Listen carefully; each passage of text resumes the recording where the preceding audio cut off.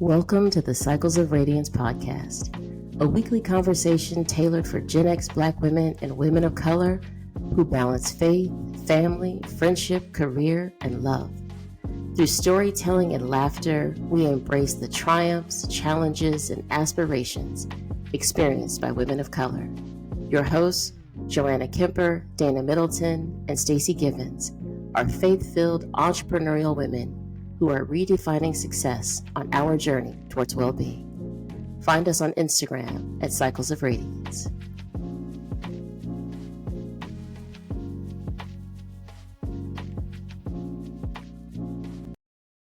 Hi, welcome to Cycles of Radiance, where we discuss all types of shenanigans.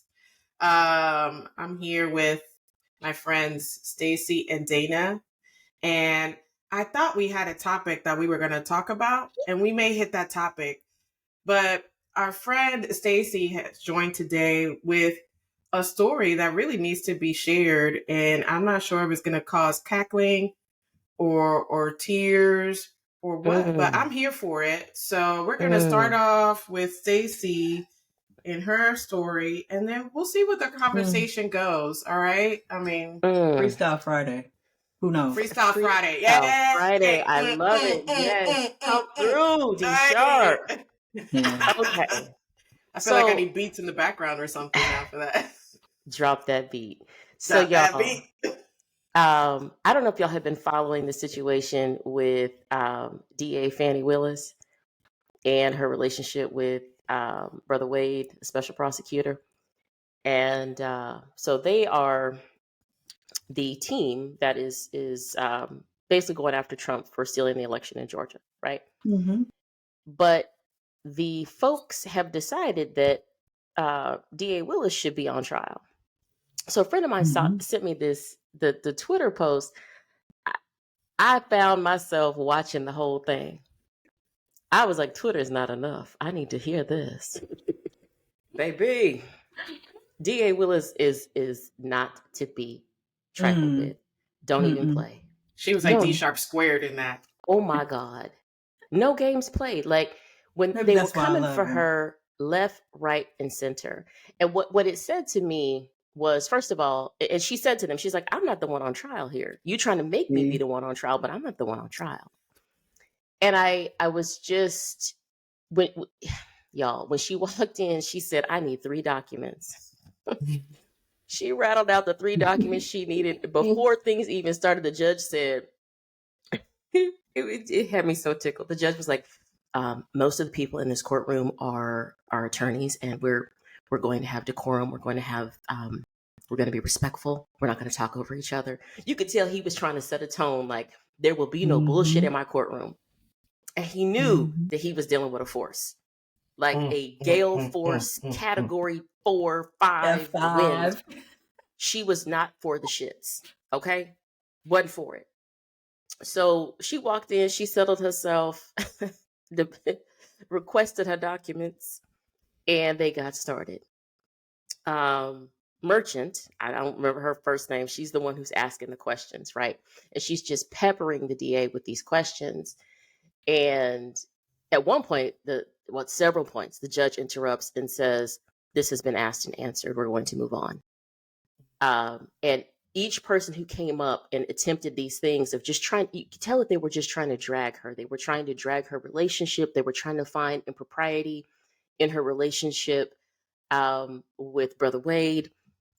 And it just, as I was watching this whole thing unfold, it was so disturbing to me. I said, are Black women just the most powerful people in the damn country? Because y'all just be coming for us left, right, and center.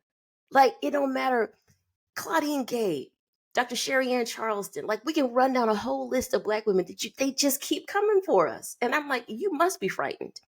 Yes. If you are this concerned that you're going to try to find something between her and this gentleman she's having this relationship with, so that Trump can avoid prosecution yet again. Like, damn, there's enough on this man. Put his motherfucking ass in jail and be done with the shit. But that's not the case, right? But what I loved about her was her poise. At one point, they were trying to clown her about, and they literally were trying to clown her about a tax lien and and how she spends her money. She said, "You gonna tell me how to pay my bills?" This sister right here is don't trifle with her. Please don't. And I just, I have a lot of compassion for her and a lot of respect for how she's trying to hold it together. Yeah. As these people she's trying to do her job. Her relationship notwithstanding, whoever her Right. relationship is with. Trump has been in bed with Putin. Ain't nobody said nothing about that. But she's trying to do her job. She has a relationship with this man, whatever. The point is, she's not on trial, but y'all are steadily trying to drag her. So Yeah. as I was sending a girlfriend of mine notes, I was like, and the judge said this, and the judge said that. Because she's just paying attention to Twitter, and I'm watching the whole thing. And so when the whole thing ends, the judge tells her that, she's done. She says, "I'm done for the day. Can I leave the courtroom?" He says, "You don't need to be in the jury box anymore." So she collected her papers and walks out. And if you see a clip, it looks like the way they've shot it, like it looks like she kind of is waving, like whatever. When she walked out, she kind of did a little, like put her hand up and kept on going. It just had me so tickled. So as she leaves, you see the court reporter, Black woman. I wanted to holler. That sister was catching everything, catching every word. Every word. Y'all. I love it. See, Y'all. I need to go back. Y'all. This week had me distracted. I need to go back and review. There has to be protections for Black women in this country. Full stop. Like, it is astounding to me the way there is just an onslaught of attack against us. And it's very clear. It's very clear. Is it the Fearless Fund? The two VC, the Black women who run the VC?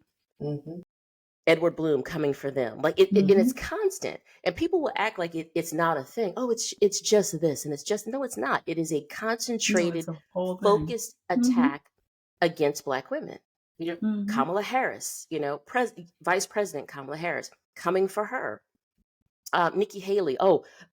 We should. What was her phrase? Something to the effect of, "What should strike fear in the hearts of voters is if Kamala Harris becomes the president." And I said, "Wow, this is some shit here." Based on Thank you. But you should be president, Nikki. Have a seat, sweetheart. Have a seat. Because slavery So never it's just, happened. It's exhausting, and I recognize how much we need each other.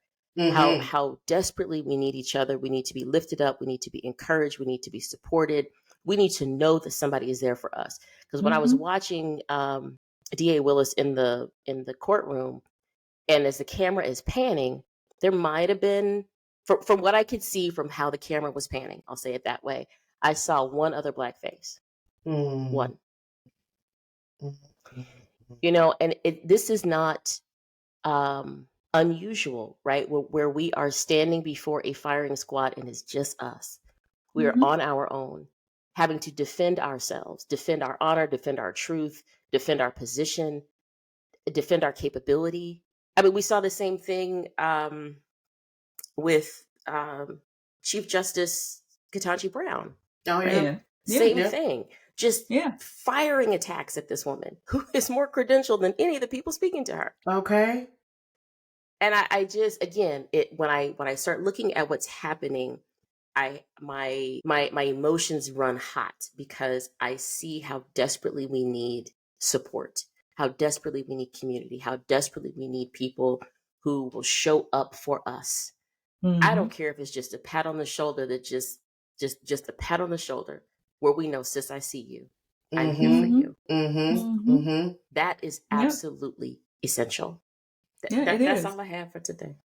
And it is that simple sometimes. Just knowing that somebody is paying attention and they see you out here trying. Whatever that level of success, I see you working. I see you working your ass off. Good job. That's all it takes. That's all it takes. I think, yes, that community and that encouragement is important. But man, we really need people to be there in the line of fire with us. So we need conspirators, you know, like people that are really going to join us in the effort, not just pat us on the back. The pat on the back is great and it's helpful and it does help, you know, it keeps us going. But in those situations, it is lonely, it is scary, and you know that no matter what you say or how you say it, or even your mannerisms, are all going to be held against you and misinterpreted, right? You're under scrutiny. You're under Constantly under scrutiny. scrutiny. Yeah, constantly, which is like, and then it leads to this internalized racism, which is why we are all constantly trying to get all the certifications, all the education, all the credentials. We show up like extra prepared with the notes on top of notes on top of notes, like overly prepared. We practice what we're going to say. Like, that's a lot to everyone. It's a lot of mental energy and time that is spent. Whereas other people may only spend, I don't know, 30 minutes, if that, preparing, or they just show up because they know that they're going to be supported. They know that people are going to assume positive intent. They know that people are going to have their back. And so we have this, we wonder why we're exhausted, and we wonder why it's all of that anguish that we're having to deal with every time we're preparing for something instead of just showing up. So there isn't a space that we can show up in and know, hey, I can exhale and just be me. No. This whole thing about just bring your whole self, no. We cannot. Okay? Because when we do that, y'all can't handle it. And it just doesn't end up well for ourselves. So we need people to show support in the moment. So we're in the room and we're getting scrutinized. Are you opening up your mouth and sticking up for us? Because you know that we have prepared. You know that we have our facts straight. You know that we have the documents in line.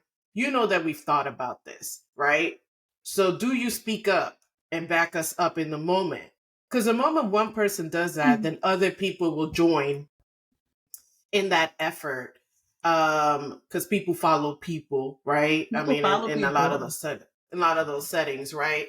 So we just need like one or two people to actually open their mouth in that setting and defend and back us up. But anywho. So here I go. Go D sharp. What happens? What happens until that happens? Because while I agree with you 100%, I almost hold that as an ideal. Yeah. The thing that you just said that just really struck a nerve for me is you show up, some people show up and they assume positive intent, right? Where we're trying to figure out who is in the room, who am I talking, and this is any setting. Like I'm not just talking about, you know, the corporate meeting as you're not in the boardroom yet, but I'm talking any setting. We're trying to figure out, okay, he's here, she's here, they're here. Whoever's here, how might they perceive this? Well, let me tweak this a little bit. Let me tweak this a bit. How do they communicate? Because let me try to deliver it that way. Okay, cool. Speak to your audience. But when you do that so much, it gets to a point like you can't even think for yourself, right? These are no longer my thoughts because I'm so busy trying to figure out how someone else is going to perceive what I'm saying. When after years and years, I should have, this should be proven already. You know, like what else do you want?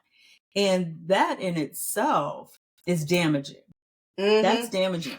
So what are the things, what are those self-care strategies, tactics, those things that we can do when we can't just wait for someone to say, I know I should be speaking up right now because I understand what she means, but it could cost me something. Or even if I don't understand what she means and I'm too afraid to ask, I'm just going to assume worst case scenario and go along with everybody else. I mean, in the meantime, we got to take care of ourselves.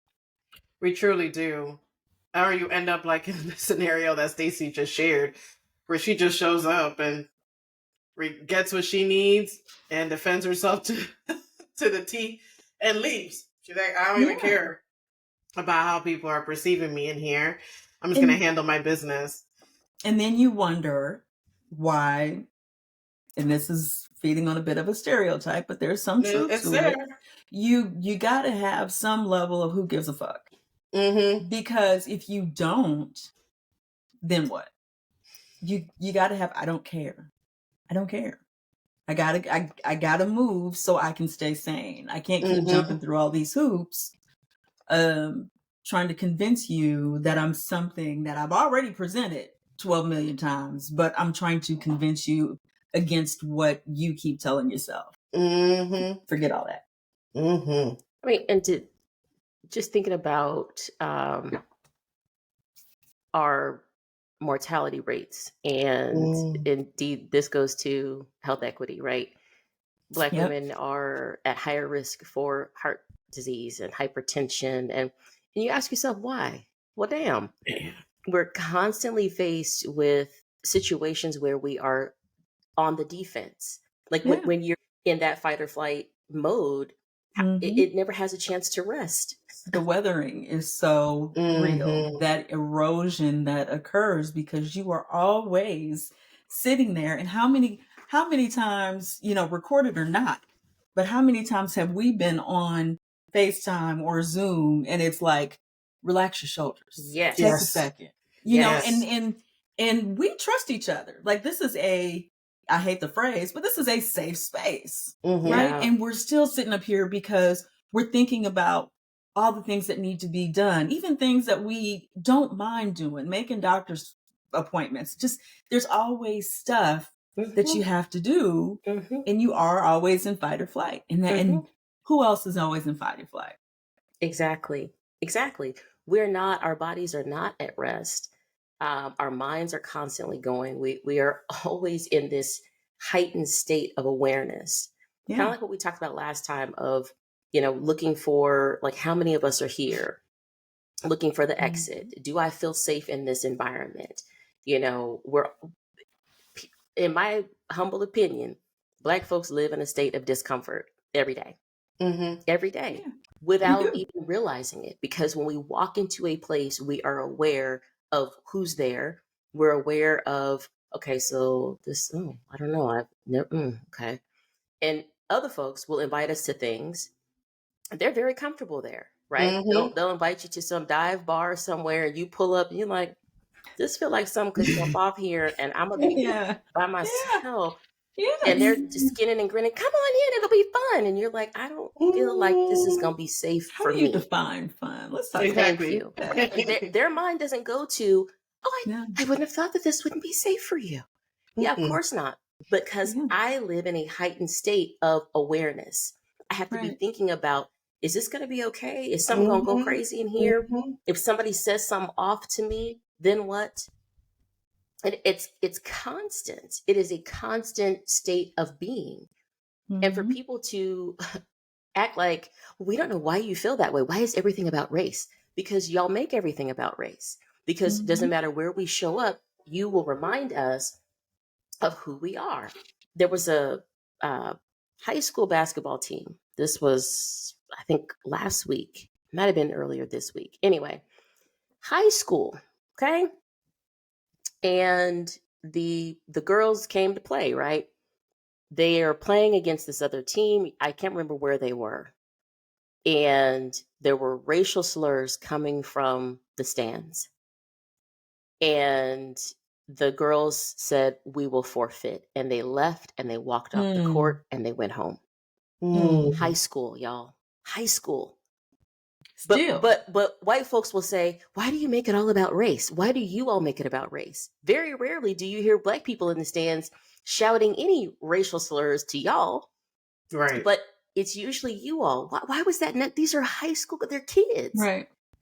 They're kids. And they took the forfeit rather than stay there and play under duress. That's what I mean when I say we are under a constant state of attack and duress and stress. And They are high school students, and this is what they're Shouldn't have to feeling. deal with that. Just trying to play Imagine ball. what will happen when they're 20 and 30.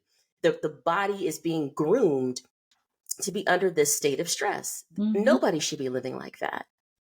And so I just, my heart just breaks for us, because I'm like, we have got to be in places and spaces where we know we are protected.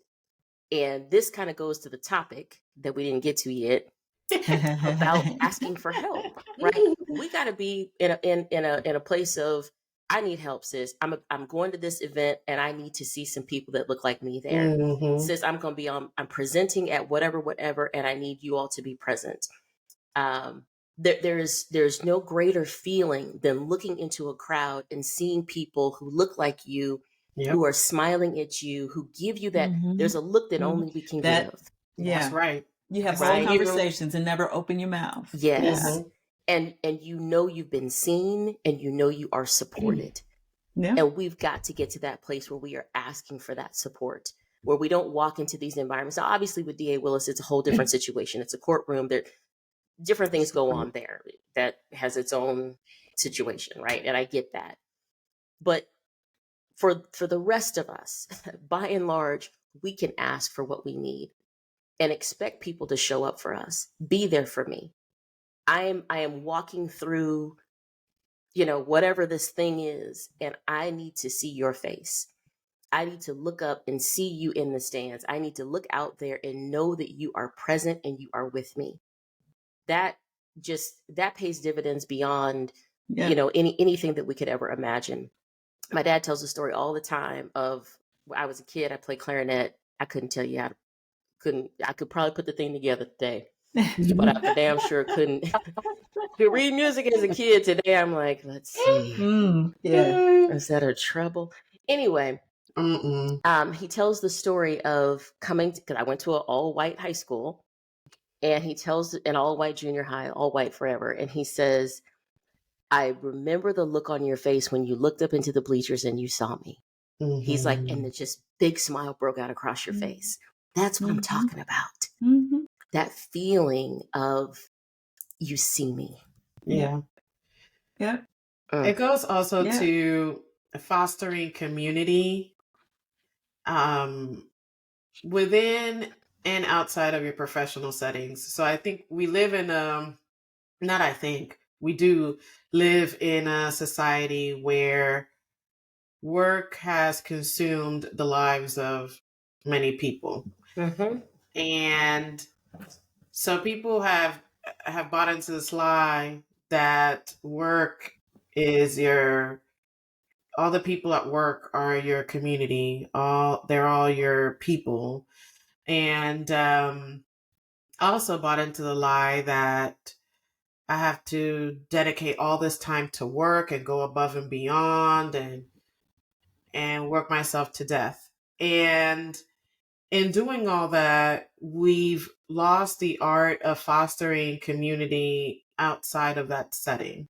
And it's leaving a lot of us, dry. Depleted. And depleted, because if you're not feeling fully percent comfortable at work, but you're spending all of your time there. That's your world, right? So at what point does your nervous system, does your body have an opportunity to reset and, rejuvenate? It doesn't have a space to do that. And so sometimes we're lucky and we meet like a couple people at work that end up being our tribe, and we're tight, and those are your go-to people. And that is a blessing. Have it, foster it, have them show up for you, all the great things, right? But then make sure you're creating boundaries between work and your life so that you can actually foster community outside of work. So what are you doing? Who are you hanging out with outside of work to replenish your system and your energy? Who's your friend group, and how often are you spending time with them? Are you really purposely, intentionally carving out time to refuel your tank? And I think we're losing sight of that, because that community is what helps sustain you. Because let's face it, you got to keep on working, right? It is what it is. You might be able to change employers, maybe find something better, whatever. But at the end of the day, you're having to work.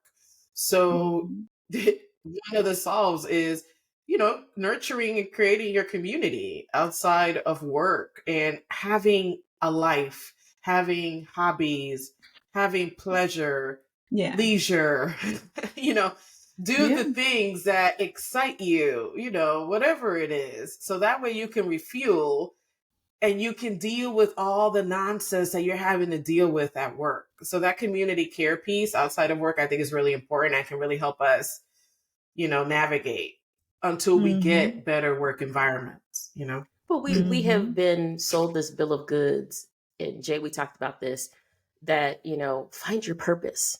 Yeah. And we start to think that purpose means employment. Right. And we start to equate the two. And that's not always the case. That's not it. Right. And frankly, I don't think it should be.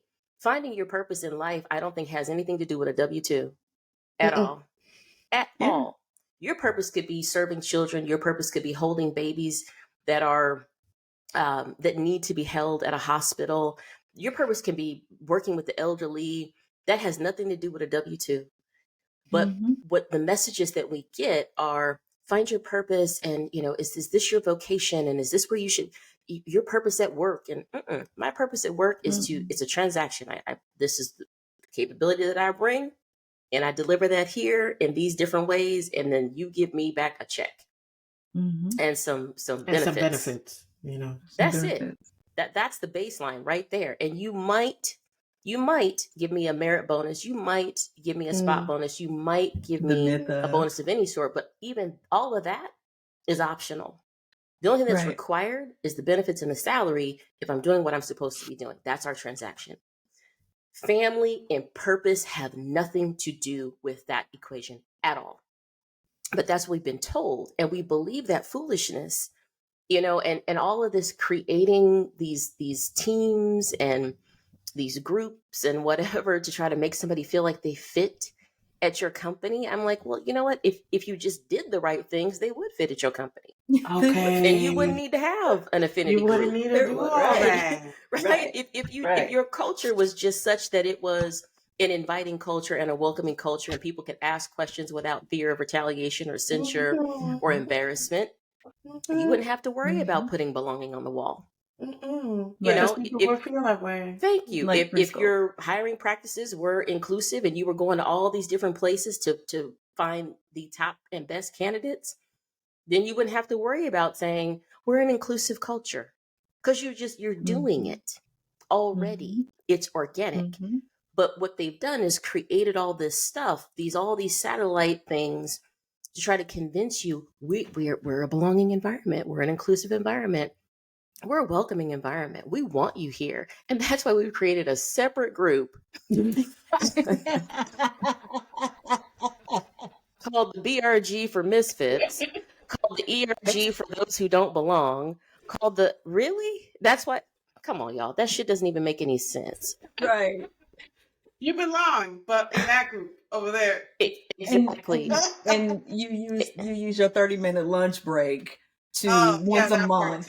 Yes, all of that. Yeah. And then you use your talents. Here comes the passion thing. Yeah, what are you passionate about? Because you can use your passion to help move this BRG, ERG forward by planning events for everyone else for no money. No, for that group right there. Yeah, no. That group, and all these events, by the way, lead nowhere. Thank you. Nowhere. And nowhere. You're still going to have your same position, and we're still not going to really consider you for promotions. Right. But you'll feel like you belong. You're part of this. You're part of this team. No, because we're the family. And also, to your point about purpose and work, being tied to work, you don't need all these letters behind your name to fulfill your purpose. Sure don't. I mean, that don't make any kind of sense. Sure don't. No, and I think also the purpose piece, it's not tied to work. It's tied to service. It's tied to service. It's tied to the fruits of the spirit. Bingo. Okay? So you are executing your purpose everywhere because it's the fruits of Right. the spirit. It's how Right. we treat people and our relationship with God. That's your purpose, you know? And you could do that everywhere in a You myriad of do that. ways. Yeah. You Yeah. know, it just so happens you could carry out your purpose at work too. You could also carry it out on the streets. Guess what? There's a lot of help that's needed out in these streets, you know, Mm-hmm. in community organizations, in your churches, in your own family. Your purpose is carried out in all areas of your life because they are the fruits of the spirit. And see, and That's that's your another purpose. conversation. That's not something you hear anybody talking about. We No. hear all these watered down versions of purpose. So these ideological things are broken down and watered down into these catchphrases and these Mm-hmm. cliches. Mm-hmm. And no, let's really talk about what we're talking about here. We're talking about fruits of the spirit, but don't nobody want to talk about that because No, and they are watered down because work, there's no way the way work is designed nowadays for it to generate to fulfill your purpose. Your purpose is divine. right, right. It's not going to come from people here. Well, So that's why it's unsatisfying, it's unfulfilling. You walk out of work kind of depleted. It might hit to a certain point to feel good, but it's never going to 100% hit the mark because it's not meant to do so. thank you. And nobody else can tell you how to carry it out. Nobody can No. say, "Oh no, this is what you need to do. This is how this task is Mm-mm. done." And Mm-mm. that goes back to the so busy trying to do everything the way somebody else wants them that you can't even make your own decisions. Right. And the impact that has on your well-being just holistically. Like Yeah, that's you lose crazy. yourself. You You do. lose You yourself and absolutely your do. identity trying to fit all these buckets. And it turns out at the end, you're never going to fit in any of those buckets because you're Mm-mm. not designed to fit in any of those buckets. You were Mm-mm. designed to be you, to carry out your divine purpose in your own way. Whatever God and you decide that that's how it should be carried out. And so none of that's going to work. You're never going to fit into any of these platforms. Neither should we be trying to. No. Nor And should we try. that's the whole design, though, is to create these automatons that are continually trying to fit in Love that. to You're so some strong. environment Oh, that yeah. has zero desire for you to fit in. Like there's Mhm. always a place again to kind of slide you out of. We've got to get our minds reset about Mhm. purpose, vocation, work, gifts, talents. How many people are actually working at a place where they're using their gifts and talents? Very few. Very Yeah. few. Yeah. Which is again why the company suffers, because you're not putting people in the place where they will do well. When I Mhm. love watching people run track, never have run track. I was on a track field only because I had to be in high school. I was like, is this are we done? How many weeks of this do we have to do? I am ready to be done. Volleyball, perhaps, softball, even, but please not this track. Yes. But watching them, they run their lane, and you see them, and they Yes. run it well. Wasn't it Focus. Shelly Ann Fraser? Once again, another shout out Black History Month. Hey, From hey, Jamaica. hey. Sister is 30. She 30 or 32. Mhm. Won the 100-meter. Get it. Smoked these young women. Yeah. Smoked them. Yeah, because Yeah. when we Ran show up, we her show up. lane. Ran her lane, right? When you do what you do well. Now, if you were to give her a shot put, would she do as well? If you were to give her a javelin, would she do as well? But that's what happens in these workspaces. Mhm. Her role is to sprint, and she does it well, and she will win. I won't say every Mhm. time, but damn near close. But so often we're handed a javelin, we're handed a shot put, we're handed a discus, we're asked to do a high jump, we're asked to run hurdles. Like that's not my lane though. I don't do that well. But we need you to Don't do that. multitask. Yeah. No, Oh, I yeah. can multitask in the lane that I'm supposed to run. And if you let me do that, Mm. then this organization will do well. And it's not just letting me do it, it's letting all of us do it. Letting all of us do. Mhm. But now Because let's you've talk about hired your the right performance people. review. Thank you. You've hired the right people. You've based on their skill set and what the organization needs, and you let them run that lane, you will do well. When you start asking people to do stuff that's outside their wheelhouse, you're going to end up spending some money because it's going to take them longer. And be like, well, I'm not really sure I'm going to know how to do this. And they'll ash drag. A whole lot of things will happen because it's just not what they're good at. Turnover. Yes, ma'am. Yeah. Come on, y'all. This shit ain't rocket science. It's really not. It's really not. Why do we have to pretend like this is a major? We're going to have to put an E on this episode. But anyway. Probably most. Probably most. True. I think there's an E on all the episodes, you know, because we just come out with some truth sometimes. But this is just call it like you see it. Call it what it is, you know. That's why it's interesting. Everybody's looking for these one-shot solutions for DEI, and they're coming up short, and they're getting frustrated. And I'm like, folks, it's coming right back to the basic tenets of humanity and valuing people. And so, you know, you're overcomplicating it. And so that's why you're getting frustrated. And then also your expectations are skewed. You want people to dedicate their whole existence to work.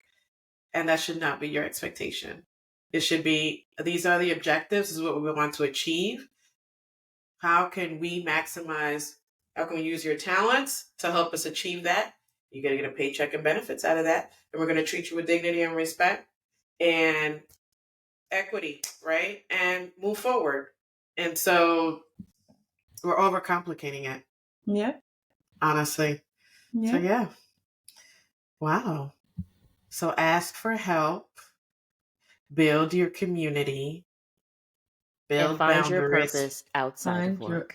Find your purpose outside of work. Yes. Stop trying to meet everybody's expectations. Listen. You never will. And you'll hear what your expectations are. That's it. That you're supposed to meet. That's it. We're going to leave it right there. That was it right there. Look at us. Thank you once again for joining us in Cycles of Radiance. We hope this sparked a whole lot of thoughts and questions for you.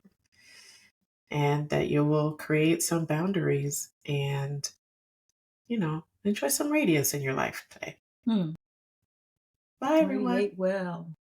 Yeah, bye, radiate well. Bye.